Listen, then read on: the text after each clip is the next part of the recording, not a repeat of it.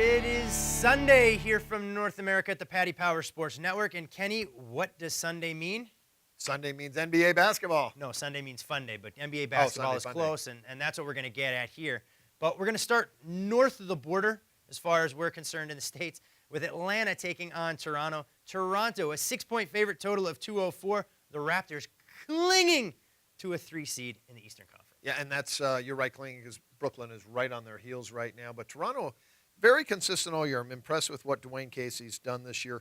They've actually been a little unfortunate in some games this year. The expected win percentage right now should be 41-26, 3 games better than their actual record. Any concerns? This Raptors team, so much of their success has been predicated on their ability to play defense. They've gotten a little bit sloppy defending their own basket of late. Well, they rank 10th in the NBA in points per possession and 9th in defense. They're actually a pretty consistent team out of the East, and they are one of the better teams out of the East. So they've got a chance, if they can continue on and stay in first place in the division ahead of Brooklyn, getting a 3 seed, playing at home. This team's got an opportunity to maybe get to the championship game. This will actually be the 4th meeting of these teams. The Hawks are 2-1 in the 3 previous encounters.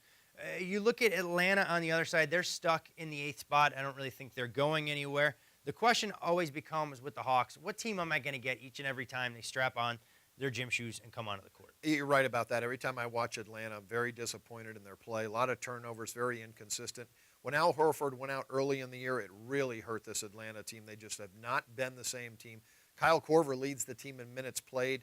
Should be a 6th man on most teams. Let him come in and be a microwave and light it up against second-team defenses. Yeah, and I think you look at Atlanta and some of the guys that have been forced to step up. We know Paul Millsap's more than capable, but Jeff Teague doesn't exactly leave me brimming with confidence as a star and what's expected of him each and every night the Hawks are on the court. No, I loved Millsap when he was in Utah, but now I've watched him in Atlanta. It seems like he's happy with the big contract, and you do not get 100% effort out of him at all times. Well, I'd be happy if I got a big contract. Do you know how I can get one of those myself? Call Atlanta.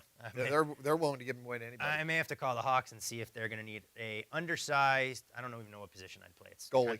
It's kind of useless at this He's play point. goalie for the Hawks.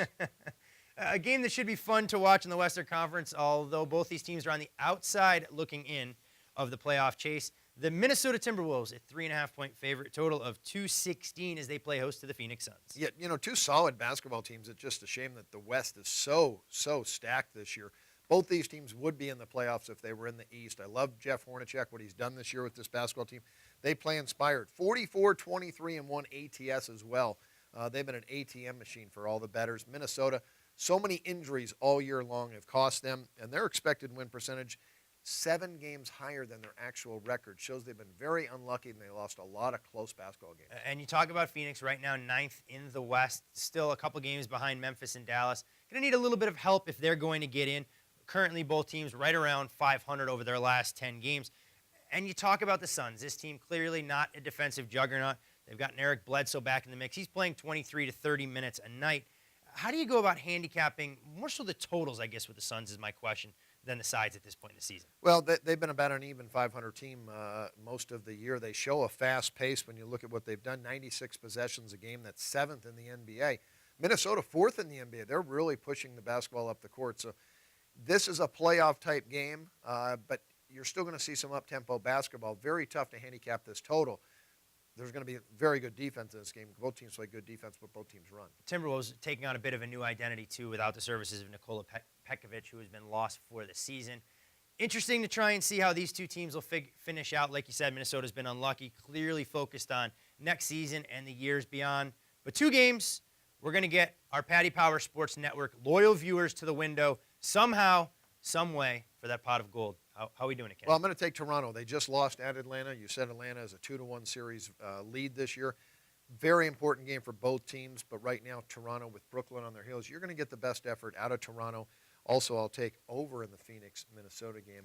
Up tempo in this basketball game. And you talk about that last Atlanta-Toronto meeting came back on Tuesday, March 18th, a 118-113 win for the Hawks in overtime.